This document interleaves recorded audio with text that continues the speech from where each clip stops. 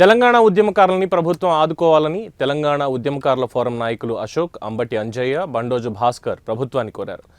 TUF ఆధ్వర్యంలో CM Revanth రెడ్డికి Cheriyal post office నుంచి పోస్ట్ కార్డులు పంపించారు. రాష్ట్ర సాధన కోసం ఎంతో మంది ఉద్యమకారులు కేసులు పాలై జైలు జీవితాలు గడిపి ఆర్థికంగా ఎంతో నష్టపోయారని వారు తెలిపారు.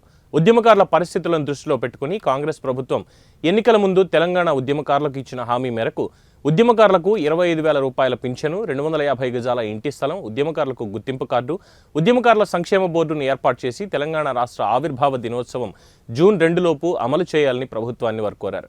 ఈ కార్యక్రమంలో ఉద్యమకారులు ఎండి జహరుద్దీన్, రమేష్ తదితరులు పాల్గొన్నారు.